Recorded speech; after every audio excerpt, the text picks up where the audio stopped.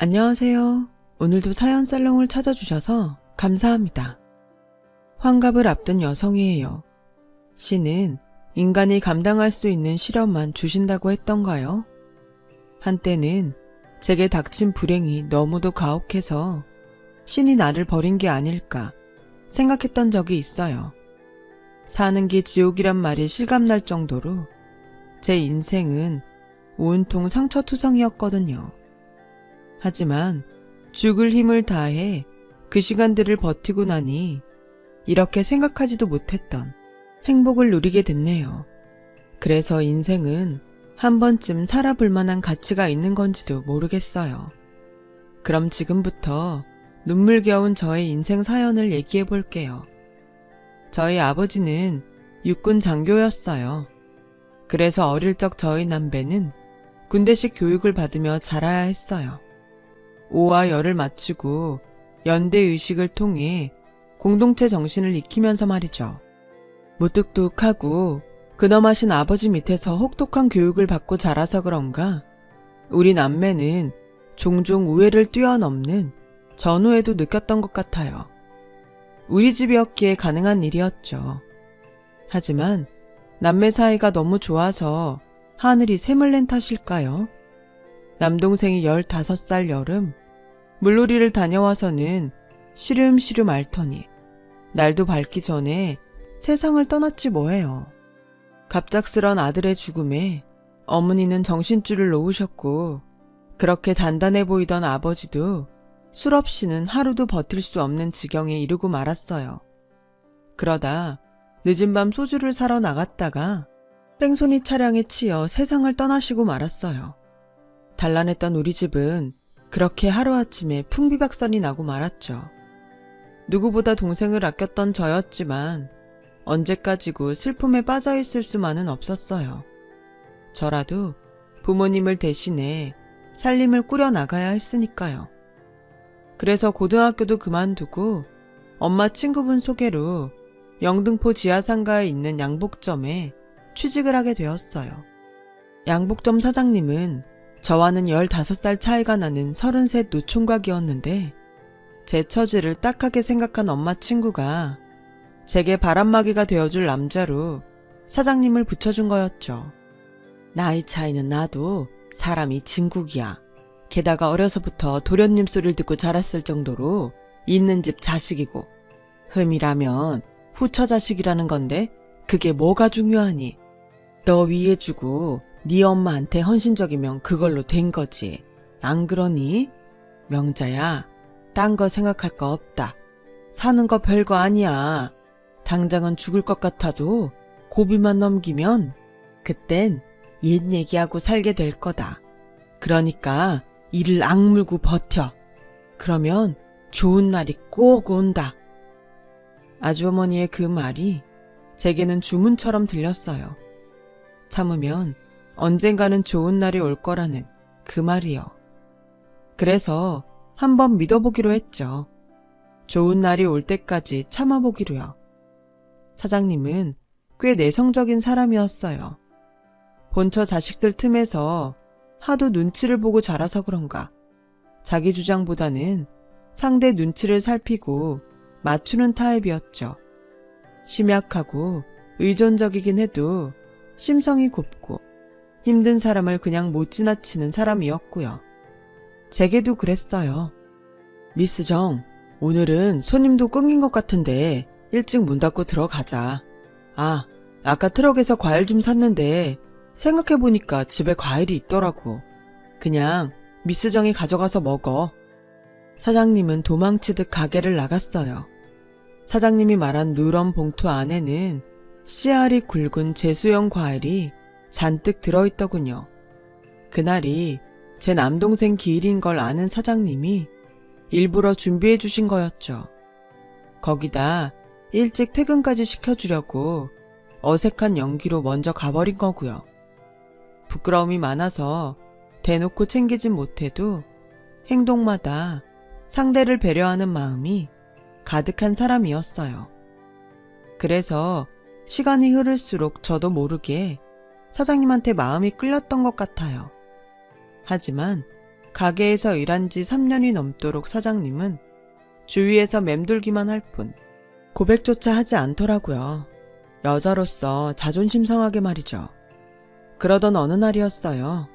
건너편 보리밥집 아주머니가 사진 하나를 보여주며 제게 선을 보라고 하지 뭐예요. 이참에 사장님 마음을 떠볼 생각에 저는 그러겠다고 했어요. 그런데도 사장님은 아무 반응이 없는 거예요. 며칠 뒤 맞선 날이 되었고 얼떨결에 맞선을 보게 된 저는 잔뜩 긴장한 채 약속 장소를 향했어요. 그렇게 난생 처음 맞선을 보게 됐는데 상대 남자가 대뜸 묻더라고요. 어머님이 편찮으시다던데 결혼하면 어머님은 어쩌실 건가요? 생각지도 못한 맞선남의 질문에 저는 모시고 살지 못해도 근처에 살면서 돌봐드려야 할 것 같다고 했죠. 그랬더니 표정이 확 바뀌더군요. 나는 장모까지 먹여 살릴 생각은 추워도 없으니까 오늘 만남은 없었던 걸로 합시다. 시간 낭비만 했네. 남자가 혀를 차며 빈정거리던 그때 눈앞에 사장님이 나타났어요. 그리곤 제 손목을 잡으며 말했죠. 미스 정, 그냥 나한테 시집 와. 엉뚱한 사람한테 시간 낭비 말고. 내가 아들처럼 미스 정 어머님 잘 모실게. 그러니까 딴 데 한눈 팔지 말고 나 좀 구제해줘. 응? 남자답게 말은 당당히 내뱉었지만 제 손목을 잡고 있는 사장님 손은 사시나무 떨듯 벌벌 떨고 있었어요. 저를 위해 온 힘을 다해 용기를 낸 남자를 보고 어떻게 거절을 하겠어요. 그래서 창피한데도 불구하고 냉큼 결혼하자고 했죠. 그렇게 우리는 얼마 뒤 결혼식을 올렸고 남편 덕에 친정 어머니를 모시고 살 수 있었어요. 그동안 혼자서 부모님을 모시고 그렇게 살아온 저는 남편 도움으로 큰 짐을 던 기분이었죠. 거기다 결혼한 지 1년 만에 딸아이를 출산하면서 여자로서 누릴 수 있는 모든 행복을 다 누릴 수 있었어요. 하지만 행복은 오래가지 않았어요. 시아버님이 갑자기 돌아가시는 바람에 본처와 첩, 그리고 자식들까지 뒤엉킨 유산 싸움이 벌어졌거든요. 개싸움과 다를 바가 없을 정도였어요. 결국 본처인 노현동 어머님이 나서서 교통 정리를 해주셨고 그 과정에서 어머님과 남편은 유산 상속을 제대로 받지 못했어요. 받은 거라고는 그린벨트로 묶인 땅과 돈도 안 되는 농지뿐이었거든요. 결국 제 시어머니는 변호사까지 구해 소송전을 벌였지만 결국 패소했고 그나마 있던 재산도 변호사비로 왕창 까먹고 말았어요. 거기다 엎친 데 덮친 격으로 남편이 하던 양복점 옷 공장에 불이 나서 비싼 수입 원단을 몽땅 잃어버렸지 뭐예요. 그 와중에 친정 엄마까지 세상을 떠나시고 집안엔 온통 안 좋은 일 뿐이었어요. 그때부터였죠. 남편이 도박에 손을 대기 시작한 건. 부자가 되기는 어려워도 망하는 건 순식간이더라고요. 더군다나 남편의 도박빚은 순식간에 눈덩이처럼 불어서 얼마 되지 않던 전답이며 딸아이 백일반지, 돌반지까지 다 털어먹고도 사채빚이 줄줄이 달렸어요. 돈이 사람을 망친다고 그렇게 사람 좋던 남편은 예전의 모습은 온데간데 없고 술만 들어가면 폭력적으로 변해선 집안 살림을 때려 부수기 일쑤였어요. 그리고 드디어 사건이 터지고 만 거예요. 그날도 남편은 도박판에서 돈을 몽땅 잃고 술에 취해 돌아온 길이었어요. 집안에 들어서자마자 고래고래 소리를 지르며 살림살이를 부수기 시작했고 그 소리에 놀란 3살배기 딸애가 자지러지게 울기 시작하자 남편이 애한테 소리를 지르며 홧김에 재떨이를 집어 던졌는데 하필 그게 아이를 안고 있던 제 귀에 정통으로 날아들었지 뭐예요. 순간 귓속에서 찢어질 듯한 굉음이 들렸고 마치 퓨즈가 나간 것처럼 소리가 싹 사라져버렸어요. 악을 쓰며 우는 딸아이 울음소리도, 저를 향해 고래고래 지르는 남편의 욕설도 아무것도 들리지 않았죠. 그저 삐 하는 소리뿐이었어요. 남편은 제가 빤히 쳐다보면서도 아무 대꾸를 하지 않자 죽일 듯 노려보며 다가왔어요. 그 모습에 순간 저는 남편을 피해 딸애를 데리고 이 집에서 도망쳐야겠다는 생각뿐이었어요. 그래서 딸애를 안은 채 남편을 피해 밖으로 달려나가는데 순간 몸이 한쪽으로 쏠리면서 정신을 잃었어요. 눈을 떠보니 병원이었죠. 병상을 지키던 시어머니와 남편은 저와 눈이 마주치자 도둑질하다 들킨 사람들처럼 화들짝 놀랐어요. 그리고는 제게 다가와 뭐라고 하는데 글쎄 소리가 들리지 않는 거예요. 입만 뻥긋뻥긋 하는 것 같더라고요. 제가 반응이 없자 어머님은 그제야 제 상태가 이상하다는 걸 알았는지 자리에 풀썩 주저앉더라고요. 남편은 하얗게 질린 얼굴로 눈물이 그렁한 눈으로 절 바라보았어요. 그때 의사 선생님이 다가와 보드판에 글로 써가며 제 상태를 알려주었어요. 이런저런 복잡한 얘기였지만 제 눈에 선명하게 들어온 건 하나였어요. 청각 기능 상실, 회생 불가. 순간 눈앞이 캄캄하더라고요. 30도 안 된 나이에 청각 장애라니요. 게다가 고칠 수 없다니. 당장 딸아이가 걱정됐어요. 귀도 들리지 않는데 아이를 어떻게 키워야 하나 하고 걱정이었거든요. 이제 막 말하는 재미를 붙여가던 딸아이의 제잘거리는 목소리도 더 이상 들을 수 없다고 생각하니 미칠 것 같더라고요. 그래서 날 이렇게 만든 남편한테 달려들었어요. 그랬더니 시어머니가 저를 밀쳐내며 그러시더군요. 배은망덕한 년, 네가 감히 내 아들을 건드려? 이젠 귀까지 안 들리니 아무짝에도 쓸모없는 년이 뭐가 잘났다고 난리야 난리는? 차라리 잘 됐다. 이참에 둘이 갈라서라. 네가 내 아들 옆에 있어봤자 짐밖에 더 되겠니? 애한테도 그렇지. 귀도 안 들리는 애미가 어디 애미 노릇은 제대로 하겠냐고. 어린 딸한테까지 짐이 될래? 염치가 있다면 알아서 네 발로 나가는 게 맞지. 안 그러니? 은영이는 우리가 잘 키워줄 테니 걱정 말고 네 살 길 찾아가. 아, 내 말을 알아듣기는 하는 건지. 어머님은 한숨을 푹푹 쉬셨고 남편은 입을 꾹 다문 채 바닥만 보고 있더군요. 그 모습을 보니 남편이 애처롭게 보였어요. 그 사이 늙기도 많이 늙었고 너무도 초췌하게 변해서 예전에 번듯하고 깔끔하던 도련님 이미지는 어디서도 찾아볼 수 없었거든요. 왠지 반짝거리던 사람이 나를 만나 이렇게 형편없게 변해버린 것 같아서 미안한 마음까지 들더라고요. 그래, 엄마랍시고 귀도 안 들리는 내가 딸애를 데리고 살기보단 돈 있는 시어머니 편에 맡기는 게 아이한테도 좋을지 몰라. 내 마음 편하자고 애 미래를 뺏을 수는 없는 거니까. 결국 저는 어머님께 아이를 맡기고 남편과 갈라서기로 했어요. 헤어지는 마당에 마지막으로 딸아이 얼굴이라도 보게 해달라고 부탁해봤지만 어머님은 끝내 거절하셨어요. 한 번 더 보면 더 놓기 힘들다고요. 그렇게 저는 하루아침에 귀머거리가 돼서는 딸도 뺏기고 이혼을 당한 채 거리로 나오게 되었어요.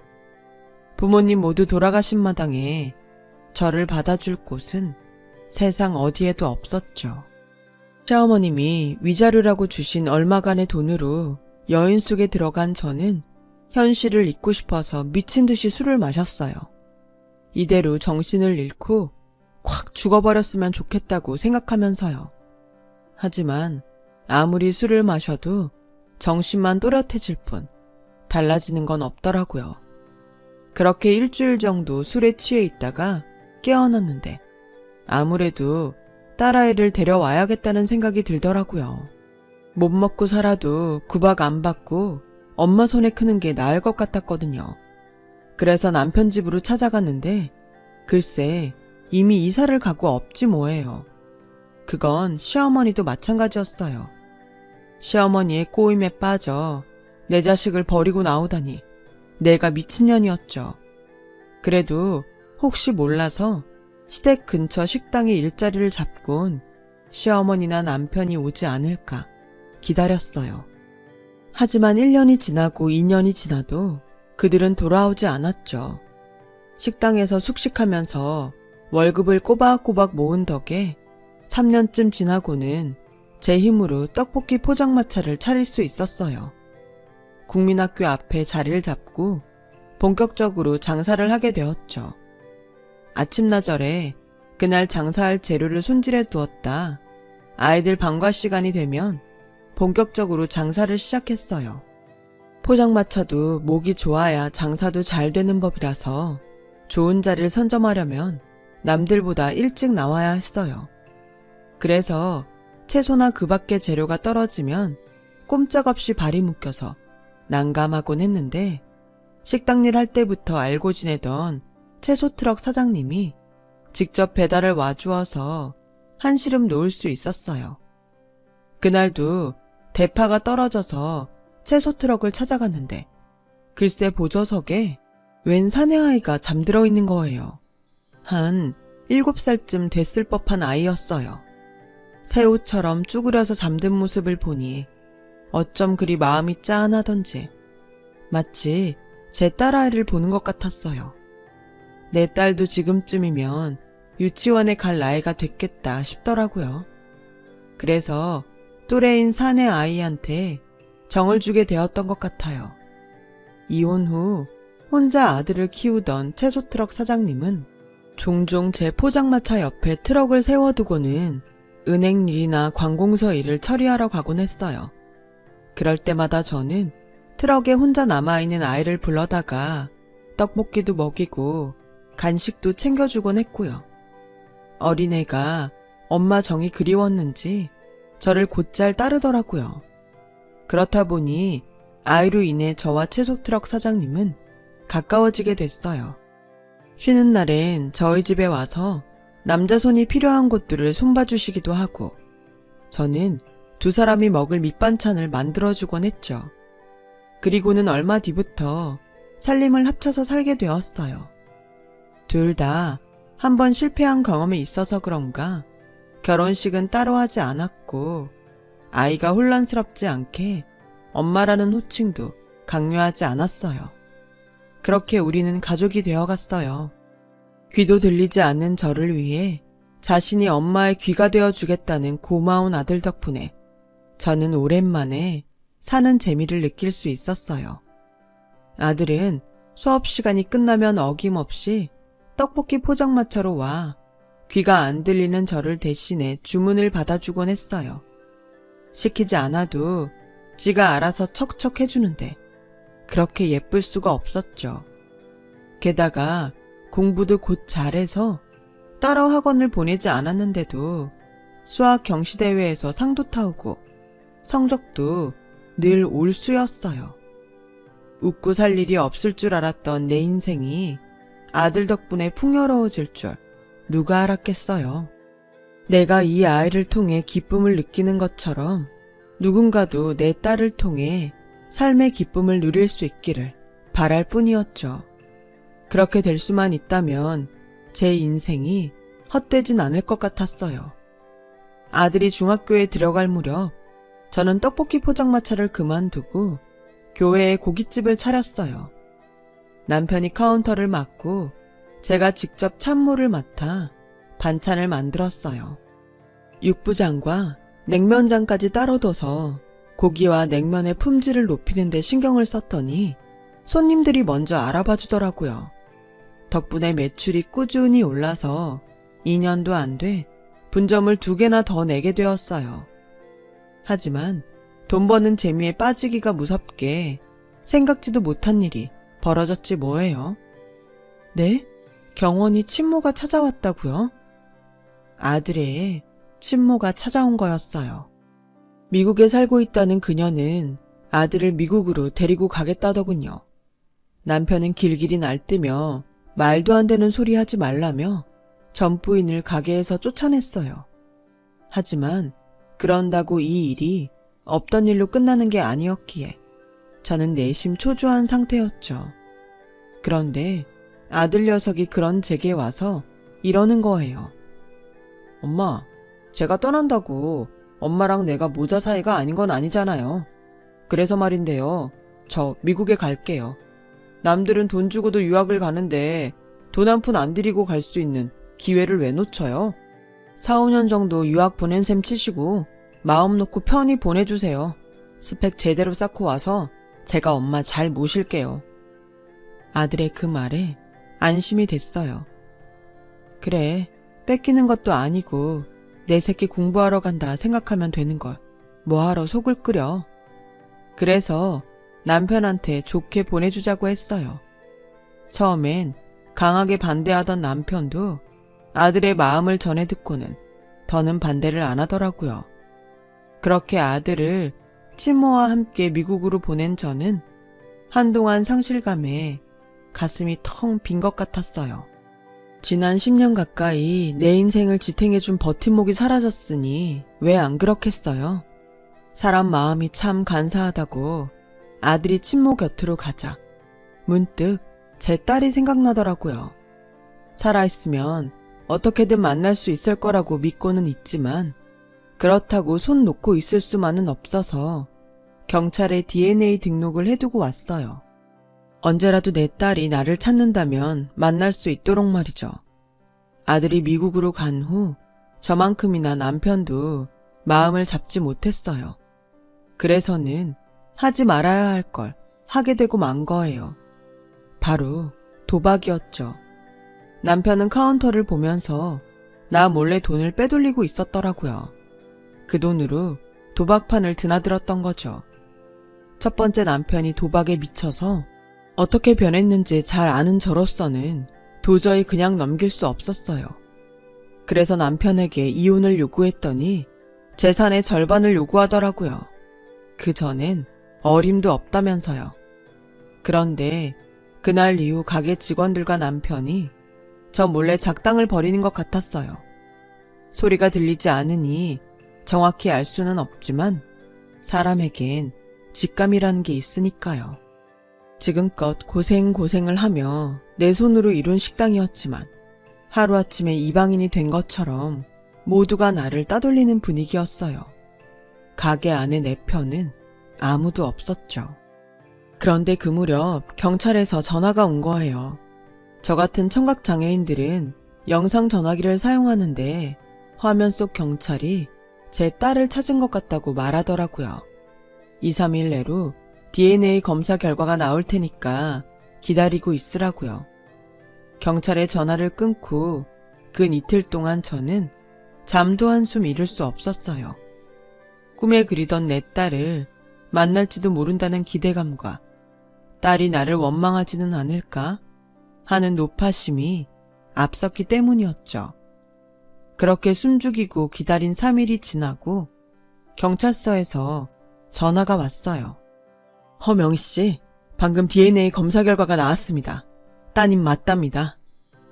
영상 화면 속 경찰은 환하게 웃으며 검사 결과를 알려주었어요. 그 말에 그동안 참았던 눈물이 쏟아져 나왔어요. 걷잡을 수 없이 터져버린 울음에 손님도 직원들도 모두 놀라서 저를 바라볼 뿐이었죠.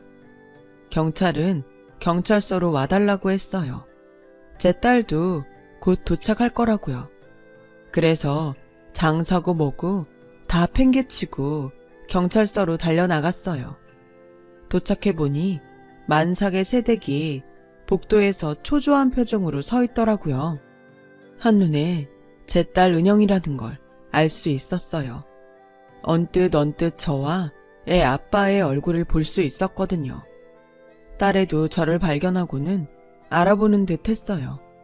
서로를 바라보며 복도를 따라 걸어가는 그 짧은 순간이 마치 30년 세월처럼 길게 느껴지더군요.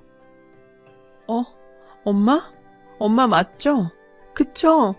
엄마!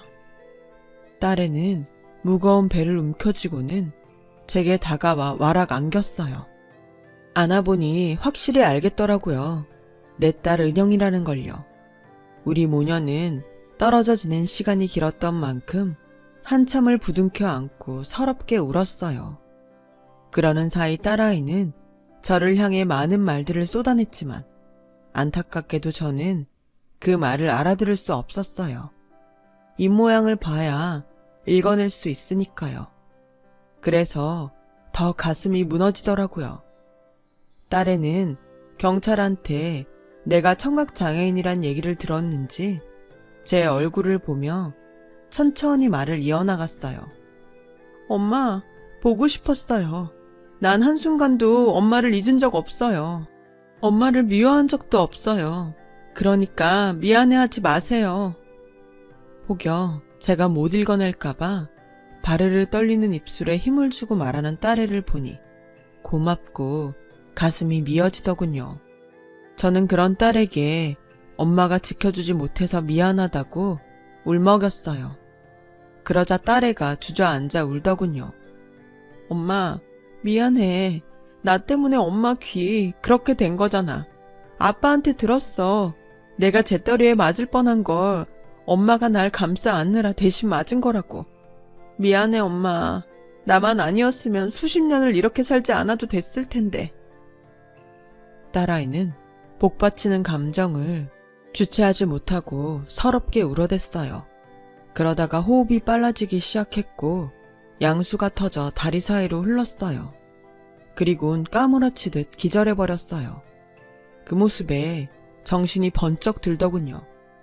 내 딸이 잘못될지 모른다는 생각에 어디서 그런 힘이 났는지 정신을 잃은 딸애를 들쳐업고 내달렸어요. 살려주세요. 내 딸 좀 살려주세요. 미친년처럼 딸애를 업고 소리친 바람에 경찰들이 달려나와 나와 딸애를 병원으로 이송해 주었어요. 그리고 무사히 출산을 할 수 있었죠. 3.4kg의 사내 아이였어요. 딸애는 출산을 하는 내내 내 손을 꼭 잡고는 엄마도 자기를 낳을 때 이렇게 힘들었냐며 낳아주셔서 감사하다고 하더군요. 그 말에 지난 세월의 서름이 눈 녹듯 사르르 녹는 것 같았어요. 딸의 출산 소식을 듣고 달려온 사위는 저를 향해 넙죽절을 하더군요. 넉살이 어찌나 좋은지 처음 만나는 저에게 장모님 해가면서 살갑게 구는데 참 예쁘더라고요. 이래서 사위사랑은 장모라고 하나 봐요. 저는 딸아이 산후조리를 돕기 위해 짐을 챙겨 딸의 집으로 향했어요. 모처럼 엄마 노릇 좀 해볼 참이었죠. 그런데 이놈의 귀 때문에 오히려 내 딸과 손주를 위험에 빠뜨릴 뻔했지 뭐예요. 기저귀를 삶는 냄비를 가스불에 올려놓고는 애 목욕을 시키느라 하마터면 집에 불을 낼 뻔한 거예요. 방에서 딸애가 아무리 나를 불러도 저는 그 소리를 들을 수 없었죠. 결국 딸애가 기다시피 하며 방에서 나와 가스 차단기를 내렸다더군요. 어찌나 미안하던지. 그런데 이 일로 인해 엉뚱한 기적이 일어났지 뭐예요. 그날의 일을 전해 들은 사위가 언젠가 인터넷 기사로 읽은 인공와우 수술에 대해 들려준 거죠. 후천적 난척인 경우엔 인공와우를 통해 다시 소리를 들을 수도 있다더라고요. 사위는 혹시 모르니 당장 자기랑 병원에 가보자며 덜컥 예약부터 했어요. 그래서 며칠 뒤 사위와 병원을 찾았고 거기서 기적 같은 소식을 들었어요. 가능합니다. 왜 진작 안 오셨어요? 허명희 씨의 경우 일찍 오셨다면 적어도 10수년은 난청인으로 살지 않아도 됐을 텐데 의사인 제가 더 안타깝네요.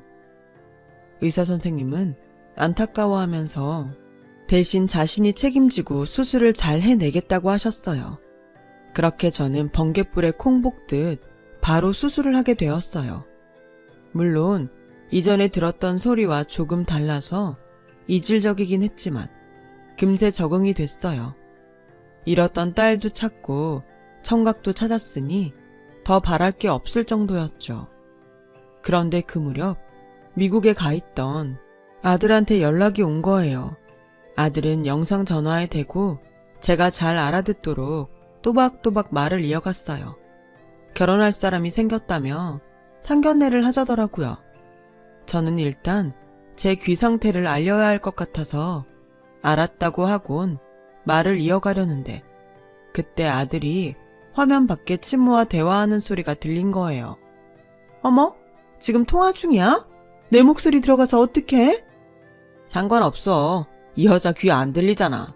엄마, 한 3천만 먼저 달라고 해볼까? 며느리감이 앱에서 산부인과 다녀야 한다고 뻥치면 줄 것 같은데. 미국은 병원비 비싸다고 하면 돼. 그래도 3천이나 부르면 믿겠니? 300이면 모를까. 귀머거리지 바보는 아니잖아. 바보 맞아.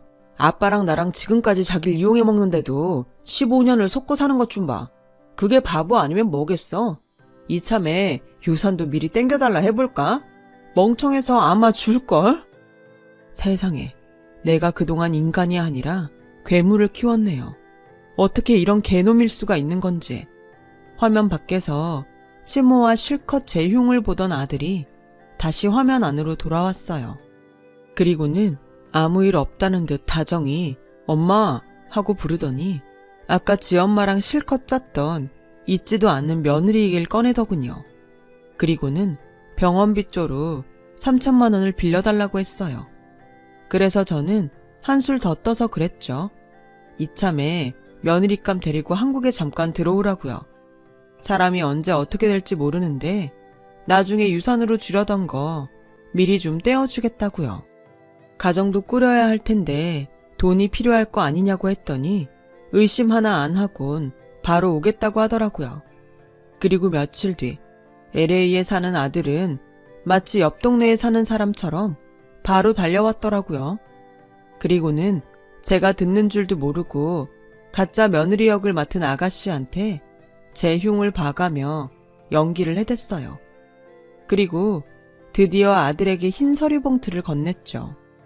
땅 문서 혹은 건물 문서 정도 되는 줄 알고 신이 난 아들은 봉투를 열고 서류를 꺼내보더니 얼굴이 하얗게 질렸어요. 그래, 이게 너한테 주는 내 유산이다. 그동안 너랑 통화했던 영상통화들 내가 다 저장해뒀던 거 알고 있니? 난 그저 아들이 보고 싶을 때를 대비해 가지고 있던 건데 그 안에 네 애미 앱이랑 짜고 내 돈을 갈취한 내용이 들어있을 줄 누가 알았겠니? 썩을 놈들. 은혜를 원수로 갚아? 그래서 증거들 취합해 고소장 준비했다.